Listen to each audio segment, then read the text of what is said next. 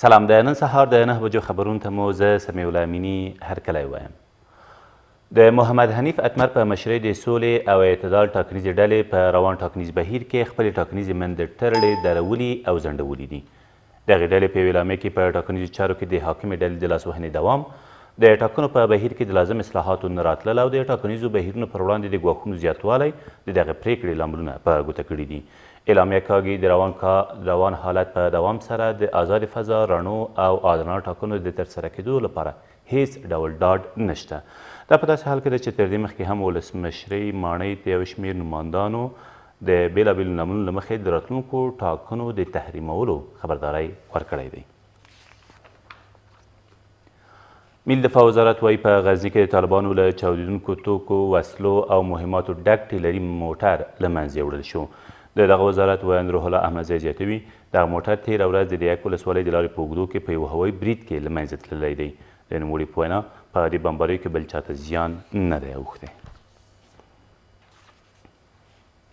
د خوست په مرکز کې د یوې چاودنې له امله 7 کسان ټپیان شول. دغه پیښه تېره ورځ د خوست ښار د لومړۍ امنیتي حوزې په سپین جومات سیمه کې هغه مهال رامنځته شوه چې په یو موټر کې ځای پر ځای شوی ماین وچاودېد.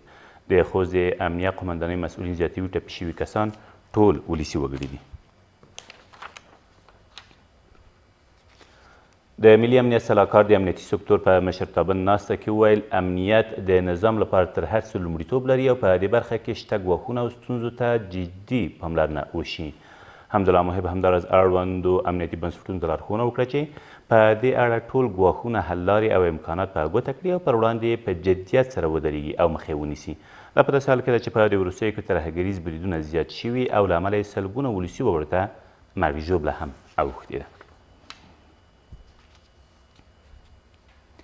180 کیلوګرامه چرس د ننګرهار په مومندرې ولسوالۍ کې کشف او ترلاسه شول.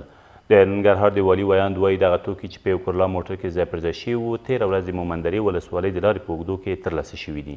د نوموړي په وینا د دغو توکو د لیږد په تړاو یو کس هم نیول شوی دی. له دې سره سم د نشهیي توکو یو بل کاروباري په لوګر کې له څه باندې 100 کیلوګرامه نشهیي توک سره یو ځای ونیول شو. د لوګر امنیه قومندان رحم خدا مخلص وایي دغه کس چې جانباز نومیږي تېره ورځ د پل علم ښار په خضر بازار کې د پولیسو له لوري نیول شوی دی. د نوموړي په وینا له نیول شوي کس 110 کیلوګرامه چرس او یو موټر هم ترلاسه شوي دي.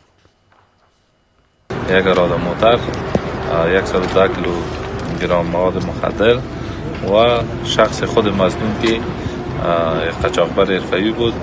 سالا پلیس تحت تعقیب ازی بود.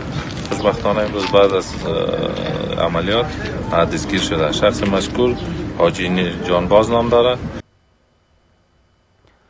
او د لغمان په قرغیو ولسوالۍ کې د یو ښوونځي د بنسټ ډبره تېره ورځ کېښودل شوه. د دغه ولایت د پوهنې د مشر په وینا دغه ښوونځی به په 11 جریبه ځمکه کې د څه باندې 14 میلیونه افغانیو په لګښت چې د یونیسار موسسې لخوا ورکول کېږي په 6 میاشتو کې جوړ او ګټې اخیستنې ته وسپارل شي. ویل کېږي دغه ښوونځی 8 تدریسي خونې، 2 اداري خونې او د احاطې د دیوال په ګډون نور د اړتیا وړ امکانات هم لري. دا تر دې مهاله وروستي خبرونه، تر بیا مو الله مل.